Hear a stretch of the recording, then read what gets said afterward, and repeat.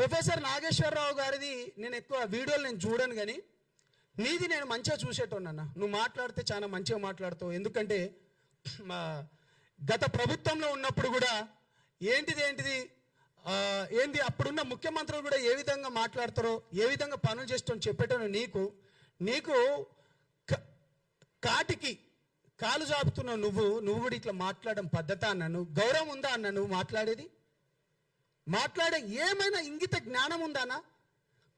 నువ్వంటే నాకు గౌరవం ఉందన్నా, బుద్ధి ఉండాలి కదరా అన్న. నీకు ప్రేమతో అంటున్నా, అరే రా అని అడ్జస్ట్మెంట్ చేసుకో, ఏం కాదు. మా అధ్యక్షుడి గురించి అన్న ఒకటి. అరే పాశం యాదగిరి అన్న, ఏం మనిషిరా అన్న నువ్వు?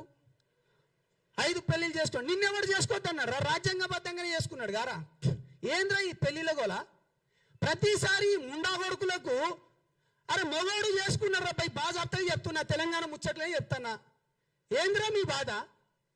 రాజ్యాంగం ప్రకారమే చేసుకున్నాడు. ఏనంటే 3 పెళ్ళిళ్ళు. అరే వేషాలు వేసేటోళ్ళు, బూడిదలు పూసుకునేటోళ్ళు నీకు వద్దన్నమన్నా. తెలంగాణ ఉద్యమంలో నేను తెలంగాణ సినిమా ఆర్టిస్ట్ అసోసియేషన్గా నేను పనిచేసిన. నేను జనరల్ సెక్రటరీగా ఉన్నా. అనేక మందికి నేను కార్డ్స్ ఇచ్చిన. నేను రియాలిటీ షో కూడా చేసిన. మరి తెలంగాణ వచ్చినప్పుడు ఇదే రసమై బాలకిషన్ అన్న అప్పుడు ఒక మంత్రిగా ఉండేటోడు 7 ఎకర్ల మీటింగ్ కూడా జరిగింది. అప్పుడు నాగార్జున గారు, చిరంజీవి గారు కూడా వచ్చింది అనుకుంటా. దాని తర్వాత చాలా మంది హీరోలు వచ్చిండ్రు.